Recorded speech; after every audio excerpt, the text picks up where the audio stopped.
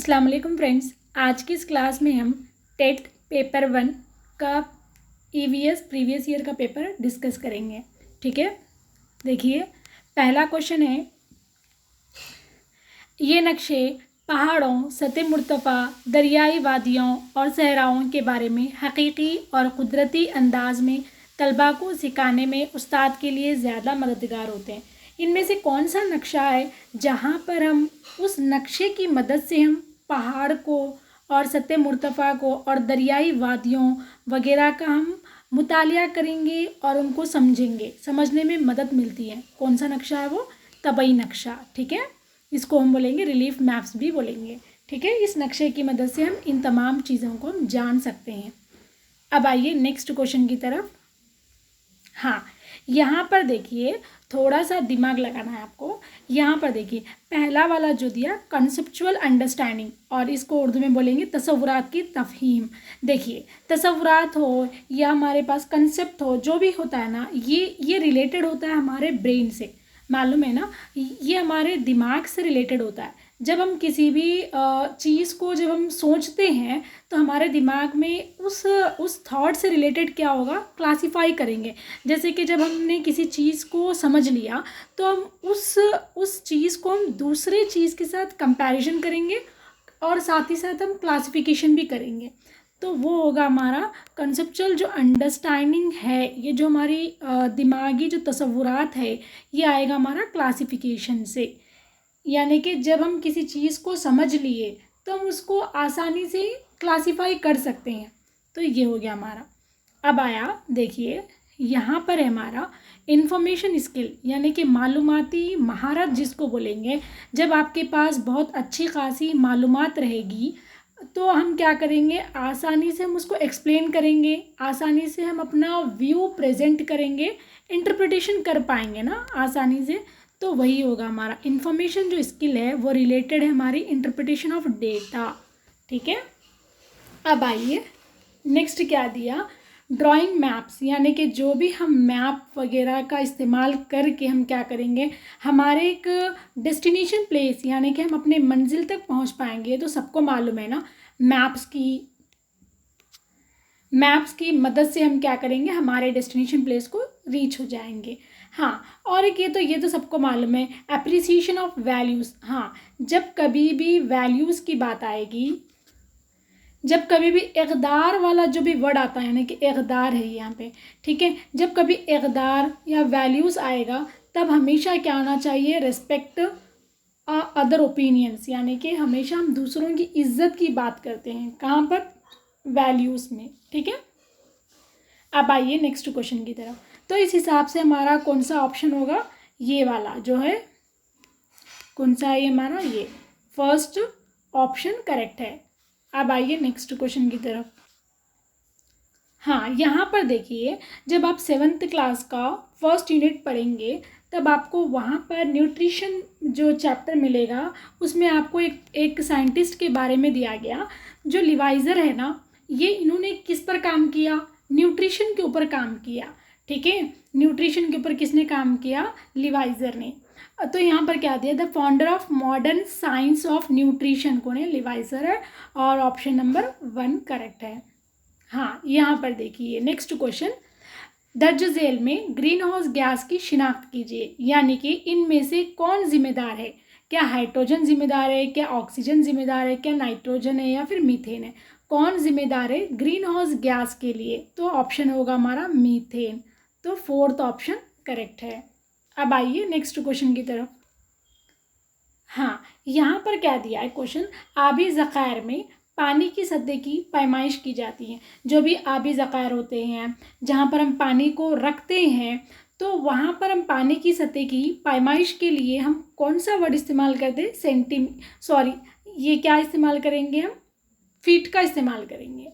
ठीक है, यानी कि बोलते हैं ना, जैसे कि आप स्विमिंग पूल में जा रहे हैं तो वहाँ पर लिखा हुआ होता है यहाँ की इसकी जो गहराई है 5 फीट है, मतलब इस पानी की जो गहराई है 5 फीट, तो वहाँ पर हम फीट का इस्तेमाल करते हैं। ठीक है, और ऑप्शन नंबर 2 करेक्ट है हमारा। अब आइए नेक्स्ट क्वेश्चन की तरफ। हाँ, यहाँ पर क्या दिया, दर्ज झेल में इडली बनाने का तरीका है। हम सबको मालूम है ना, इडली बनाते हम कौन से तरीके अपनाते हैं, कौन सा तरीका अपनाते हैं इडली बनाने के लिए, भाप। ठीक है, भाप के ज़रिए हम क्या करते हैं, इडली को बनाते हैं। ठीक है, अब आइए नेक्स्ट क्वेश्चन की तरफ।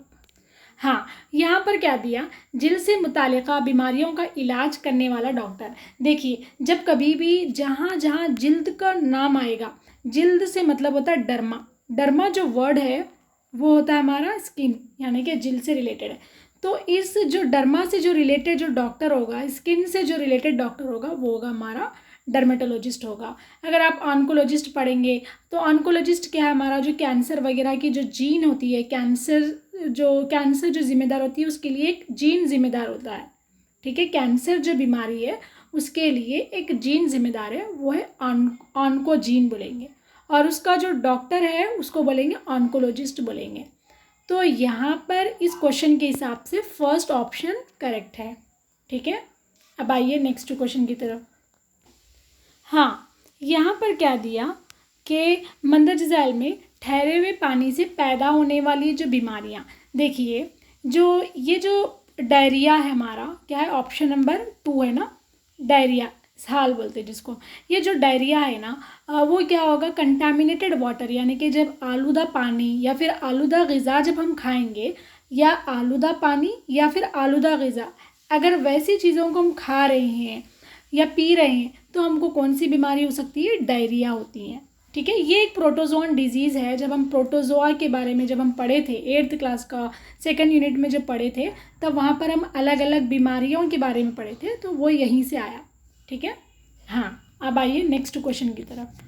ये गंदगी पानी में मौजूद बीमारी फैलाने वाले नुकसानदा उज़वियों को हलाक करने के लिए इस्तेमाल की जाती है। हाँ, देखिए आप सुने होंगे ना, क्लोरीनेशन करवाने के लिए जब हम 6th क्लास में जब हम वाटर का जब हम पूरा प्रोसेस देखे थे, मतलब वाटर को कैसे कैसे प्यूरिफाई करते हैं, तब हम वहाँ पर एक स्टेप देखे थे, क्लोरीनेशन देखे थे ना, एरेशन देखे थे। मतलब हम देखिए, जब जो भी पानी आता है, पहले क्या करते हैं, पानी को बड़े बड़े टैंकी वगैरह में डालते हैं।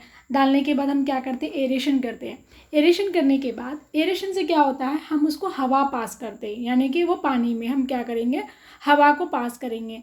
जब हम हवा को पास करते हैं तो जो भी पानी के अंदर माइक्रोब्स है, यानी कि जो खुर्द उज़वी है, वो मर जाते हैं।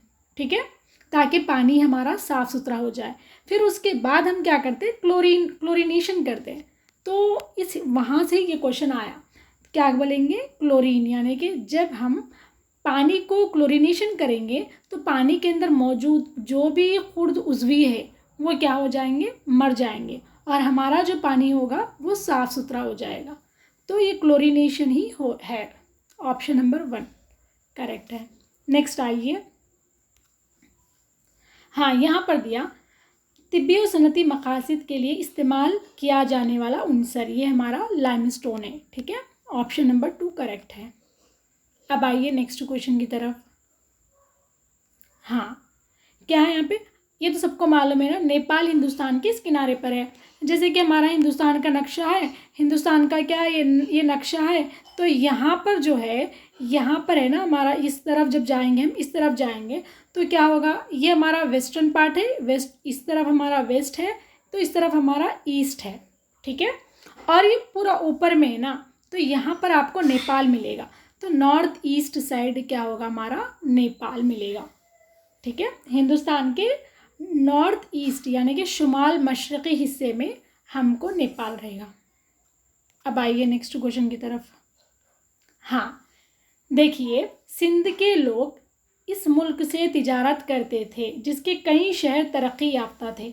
यानी कि जब आप हड़प्पा सिविलाइजेशन जब पढ़े थे तो वहाँ पर हम देखे थे ना कि जो हड़प्पा के लोग, सिंध के जो लोग थे, वो लोग उस वक्त क्या करते थे, मेसोपोटामिया यानी कि इराक़ का एक शहर है, इराक़ का एक शहर है मेसोपोटामियम, वहाँ से वो लोग क्या करते थे, तिजारत करते थे।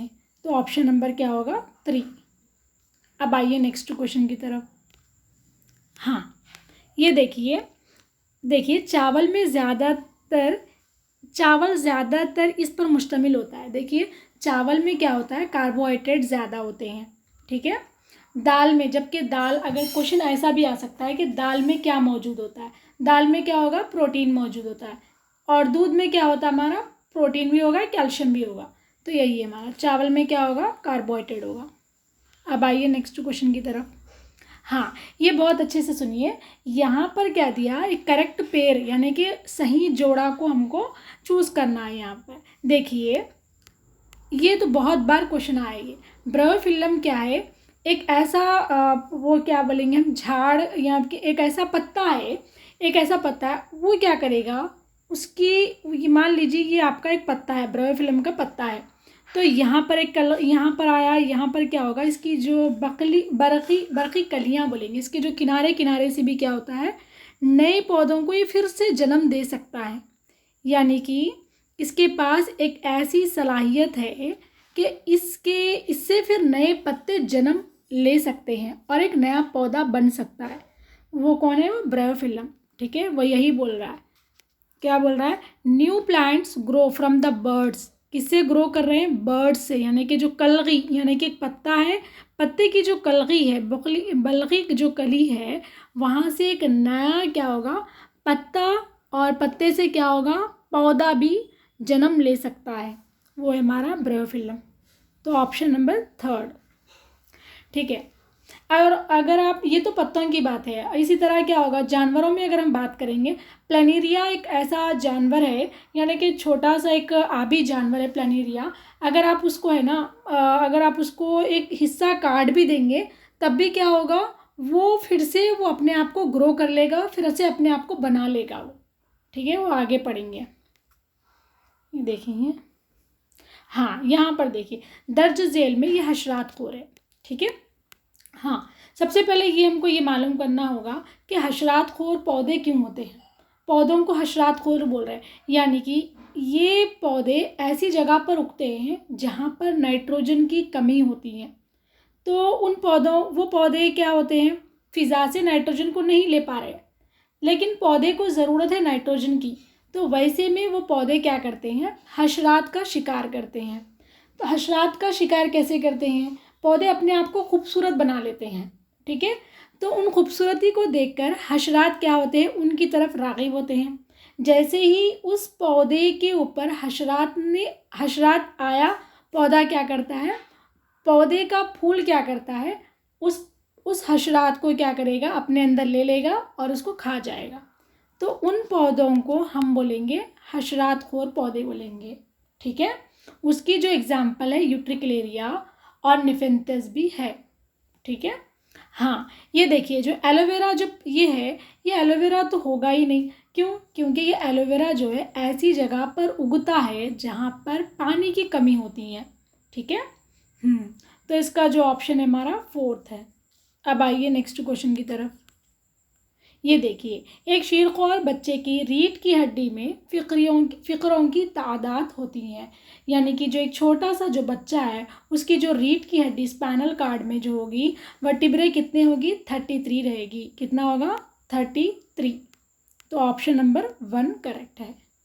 ठीक है, अब आइए नेक्स्ट क्वेश्चन की तरफ। हाँ, यहाँ पर देखिए, अरावली पहाड़ों के साबाइनी खित्ते में है।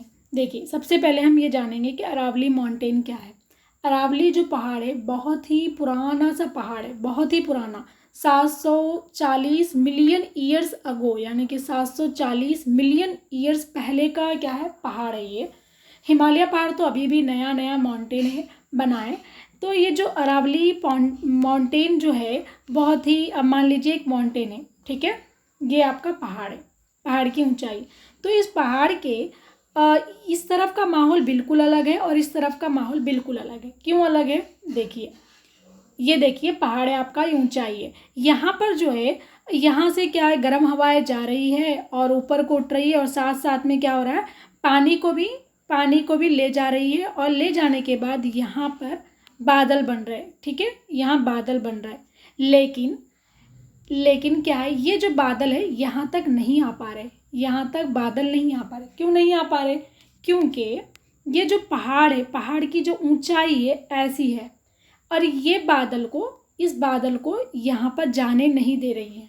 कौन नहीं जाने दे रही, इस पहाड़ की ऊंचाई इस बादल को इस मुकाम तक सफ़र करने नहीं दे रही, जिसकी वजह से ये बादल वहाँ नहीं जा पाएंगे। जब ये बादल यहाँ पर नहीं सफ़र करके जाएंगे तो यहाँ पर बारिश नहीं होगी। उसकी वजह से यहाँ पर क्या होगा, एक रेगिस्तानी एरिया डेवलप हो जाएगा और धीरे धीरे यहाँ पर बारिश भी नहीं होगी, कुछ भी नहीं होगा और सारा इस इलाके में क्या होगा, आपको पूरा रेगिस्तानी एरिया हो जाएगा। ठीक है, हाँ। और जबकि ये वाला जो एरिया होगा, बारिश होगी, बहुत ही अच्छी बारिश होगी और सरसब्ज शादाब हो जाएगा माहौल और बहुत अच्छा खेत वगैरह सब मिलेगा। और ये किस वजह से हो रहा है, ये पहाड़ की ऊंचाई की वजह से। कौन सा पहाड़ है ये, अरावली माउंटेन। तो यहाँ पर क्या बता रहा, ये वाला जो साइड है, हाँ, इस वाले साइड को हम बोलेंगे विंड वार्ड बोलेंगे। क्या बोलेंगे हम इसको, विंड वार्ड बोलेंगे। ठीक है, इस वाले साइड को विंड वार्ड बोलेंगे। जबकि इस वाले साइड को, यहाँ लिख रही हूँ मैं, इस वाले साइड को हम क्या बोलेंगे, लीवार्ड साइड बोलेंगे। ठीक है, लीवार्ड साइड बोलेंगे। मतलब यहाँ पर कुछ भी बारिश नहीं होगी और रेगिस्तानी एरिया डेवलप होगा। क्यों, क्योंकि इस माउंटेन की पीक की वजह से बादल यहाँ सफ़र नहीं कर पा रहे हैं। अब सवाल बाज़ लोगों को ये भी उठता है कि बादल यहाँ भी तो बन सकते हैं। यहाँ इसलिए नहीं बनेंगे क्योंकि यहाँ पर कुछ भी पानी का सोर्स ही नहीं है, ज़रिया ही नहीं है। बादल कैसे बन रहे हैं, जब क्या होगा, पानी बुखारात बनकर ऊपर उड़ते हैं ना, लेकिन यहाँ पर पानी बुखारात बनने के लिए, बुखारात बनकर ऊपर उठने के लिए पानी ही दस्तयाब नहीं है। इस वजह से यहाँ पर बादल ही नहीं बनेगा। इस वजह से यहाँ पर रेगिस्तान डेवलप होगा। और कौन सा साइड है वो रेगिस्तान जो डेवलप हो रहा है, लीवार्ड साइड बोलेंगे। तो क्वेश्चन देखिए आप, यहाँ पर क्या दिया, अरावली पहाड़ों के साबाइनी खित्ते में है, मतलब the leeward side of Aravalli mountain. क्या है लीवार्ड साइड में, डेजर्ट है। कौन सा डेजर्ट, थार डेजर्ट। ठीक है, अब आइए नेक्स्ट क्वेश्चन की तरफ। हाँ, ये वेरी इंपॉर्टेंट है, नेक्स्ट देखिए। हाँ, हालैंड में लोगों ने समंदर को पीछे ढकेलने के लिए डाइक्स कहलाने वाले पश्ते बनाकर समंदर से ज़मीन के छोटे हिस्सों को दोबारा हासिल किया। वो ज़मीन कहलाती है, वो ज़मीन क्या है, हमारा पोल्डर है। देखिए कैसे, ऑप्शन नंबर 3 कैसे, देखिए यहाँ पर क्या होता है, ये जो हाईलैंड को हम क्या बोलेंगे, हम इसको नीदरलैंड भी बोलते हैं। यहाँ पर इस कंट्री में क्या है कि क्या बोलेंगे, हमारा यूरोप की यूरोप है, ये कंट्री क्या है, यूरोप है। तो यहाँ पर जो समंदर है वो ऊंचाई पर है। समंदर क्या है, मान लीजिए ये एग्जाम्पल, ये समंदर है आपका, समंदर क्या है, ऊपर है। ठीक है, समंदर ऊंचाई पर है, जबकि जो ज़मीन है, मान लीजिए ज़मीन है, ज़मीन जो है नीचाई पर है। आमतौर पर क्या होता है, समंदर नीचे होता है और ज़मीन ऊपर होती है ना, रहने के लिए। लेकिन इस यहाँ पर क्या होगा, समंदर ऊपर है और ज़मीन नीचे, जिसकी वजह से ये जो समंदर का पानी है जब तेज़ रफ्तार से दौड़ता है तो आसानी से नीचे आ जा रहा था। तो यहाँ पर ज़मीन पर रहने वाले लोगों को दिक्कत हो रही थी, परेशानी हो रही थी। तो इसकी वजह से ये लोग क्या किए, डाइक्स तैयार किए। डाइक्स मतलब बड़े बड़े ब्रिजेस के जैसे ऐसे बना लिए, ताकि जो समंदर का जो पानी है यहाँ तक आसानी से ज़मीन पर ना आ पाए और लोगों की ज़िंदगी को ख़तरा ना हो पाए। तो उसको बोलेंगे हम, क्या बोलेंगे, पोल्डर बोलेंगे। क्या बोलेंगे हम, पोल्डर बोलेंगे। ऑप्शन नंबर 3 करेक्ट है। अब आइए नेक्स्ट क्वेश्चन की तरफ। यहाँ देखिए, राजा जिससे कंदरिया महादेव का मंदिर तामीर करवाया था, कौन सा राजा था वो, ये देखिए कौन सा राजा था, ढांगादेव। ऑप्शन नंबर 4 करेक्ट है। तो आज के लिए हमारे ईवीएस के इतने ही क्वेश्चन हैं, फिर हम देखेंगे नेक्स्ट प्रीवियस ईयर पेपर अगर मिलता है तब डिस्कस करेंगे।